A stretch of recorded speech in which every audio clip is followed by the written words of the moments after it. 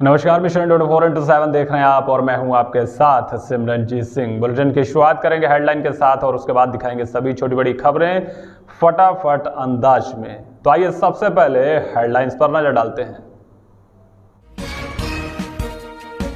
आज शाहजहांपुर पहुंचे उत्तर प्रदेश के सहकारिता मंत्री जेपीएस राठौर क्षेत्रीय महासम्मेलन के कार्यक्रम में लिया हिस्सा।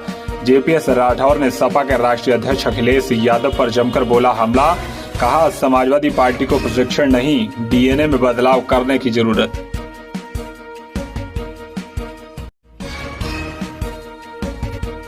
थाना सदर बाजार क्षेत्र में बेकाबू ट्रैक्टर ट्रॉली ने ली मासूम की जान। मोहल्ला सुभाष नगर की घटना।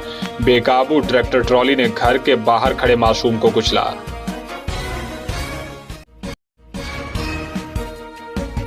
जलालाबाद में दबंगों से उधार के पैसे मांगना महिला को पड़ा भारी। दबंगों ने महिला के साथ गाली गलौज कर की मारपीट। पीड़ित महिला ने पुलिस को शिकायत देकर कार्रवाई किए जाने की मांग भी की।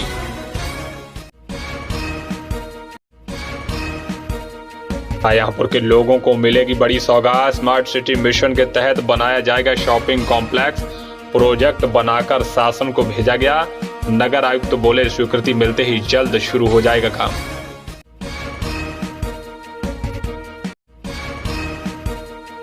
और जलालाबाद क्षेत्र में मजदूरी के पैसे मांगना मजदूरों को पड़ा भारी। दबंगों ने मजदूरों को पीट पीट कर किया घायल। 2 मजदूरों को आई गंभीर चोट। तो ये तो थी दिन भर की हेडलाइंस और अब आपको दिखाएंगे सभी छोटी बड़ी खबरें फटाफट अंदाज में। तो आइए खबरों पर नजर डालते हैं। सहकारिता मंत्री जेपीएस राठौर आज शाहजहांपुर पहुंचे। यहां उन्होंने जिला सहकारी बैंक की एक बैठक में हिस्सा लिया। इस दौरान उन्होंने बताया कि आने वाले समय में बहुउद्देशीय साधन सहकारी समितियों के जरिए जिला सहकारी बैंक द्वारा 2% ब्याज पर कृषकों को फसली लोन भी दिया जाएगा। वर्तमान में अन्य बैंक 4% ब्याज पर किसानों को कृषि लोन देती हैं। ऐसे में जिला सहकारी बैंक कम दरों पर किसानों को लोन मुहैया कराएगी। मानवता वेलफेयर सोसाइटी द्वारा मिशन शक्ति अभियान के तहत बालिकाओं और महिलाओं को अपने अधिकारों के प्रति जागरूक किया गया। आज सोसाइटी के द्वारा गली मोहल्लों में जाकर महिलाओं और बालिकाओं को हेल्पलाइन नंबर और सरकार द्वारा चलाई जा रही योजनाओं के बारे में जानकारी दी गई।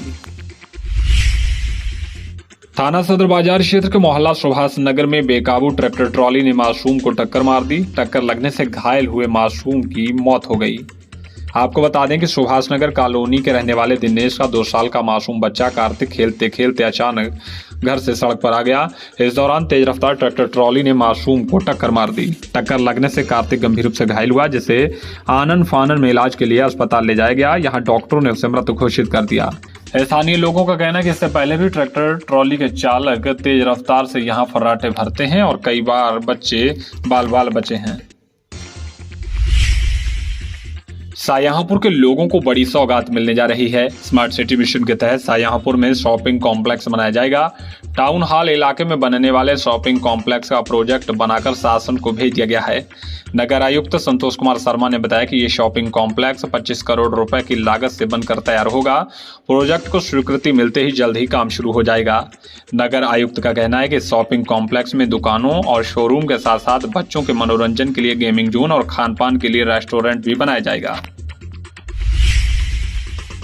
जलालाबाद के कुमरुआ गांव में मजदूरी के पैसे मांगने पर मजदूरों के साथ मारपीट किए जाने का मामला सामने आया है। इस मारपीट में 2 मजदूर गंभीर रूप से घायल भी हुए हैं।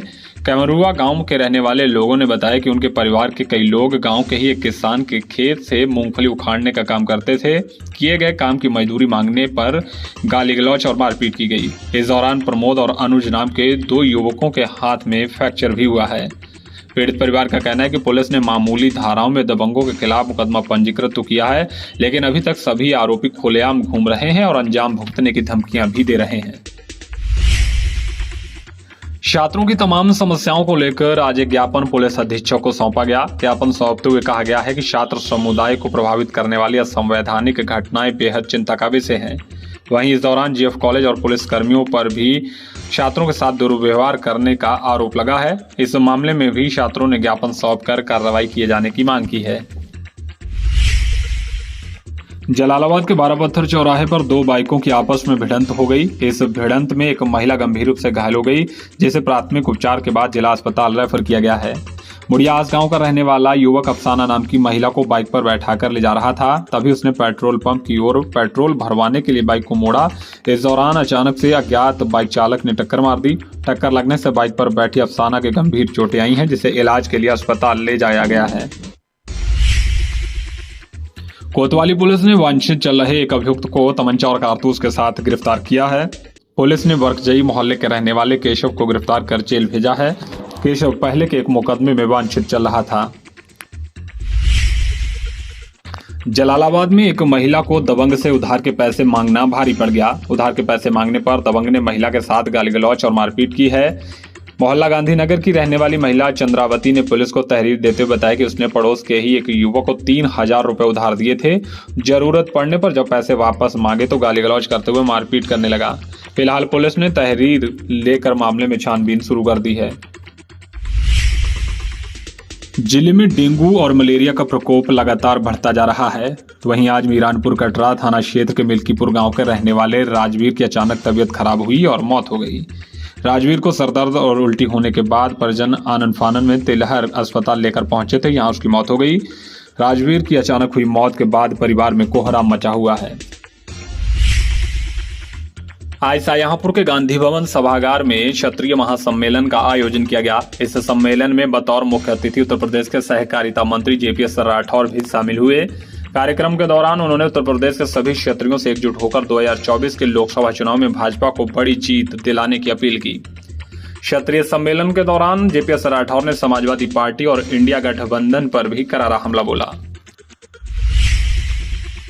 शाहजहांपुर का OCF रामलीला बेहद खास है। इस रामलीला मंचन के दौरान यहां सभी धर्म के कलाकार मिलकर काम करते हैं। तो वहीं वरिष्ठ पत्रकार कुलदीप दीपक भी रामलीला में रामायण के पात्रों का रोल अदा करते हैं।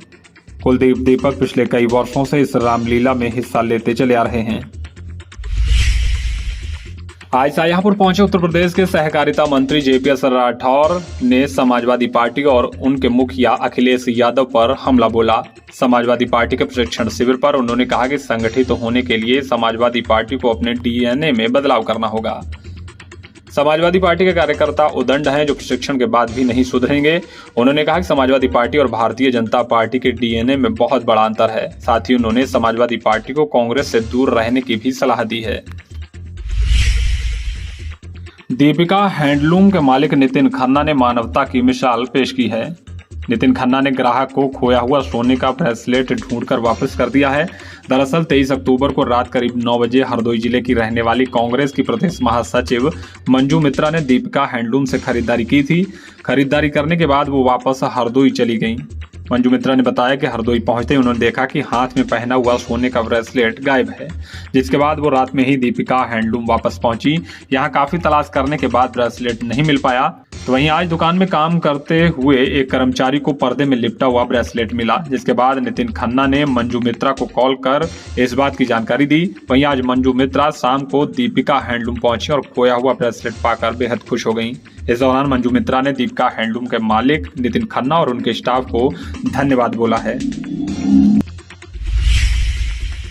तेलहर के गुर्गिया गांव के रहने वाले राजवीर को अज्ञात वाहन ने टक्कर मार दी। इस हादसे में राजवीर की मौत हो गई। आपको बता दें कि राजवीर टहलिया हाल्ट पर गैंगमैन की ड्यूटी करके वापस घर लौट रहा था। उसी दौरान अज्ञात वाहन ने उनकी मोटरसाइकिल में टक्कर मार दी।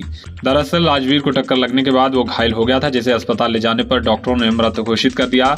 राजवीर की मौत के बाद परिवार में कोहराम मचा हुआ है। शाहजहांपुर में 108 कुंडीय गायत्री महायज्ञ का आयोजन होने जा रहा है। महायज्ञ का आयोजन मिशन स्कूल फील्ड में किया जाएगा। 108 कुंडीय गायत्री महायज्ञ 27 अक्टूबर से लेकर 30 अक्टूबर तक चलेगा। इसके अलावा 27 अक्टूबर को ही कलश यात्रा भी निकाली जाएगी। ये कलश यात्रा बाबा बनखंडीनाथ मंदिर मोती चौक से शुरू होकर केरूगंज रोशनगंज होते हुए हनुमत धाम से मिशन स्कूल फील्ड यज्ञ स्थल पर पहुंचेगी।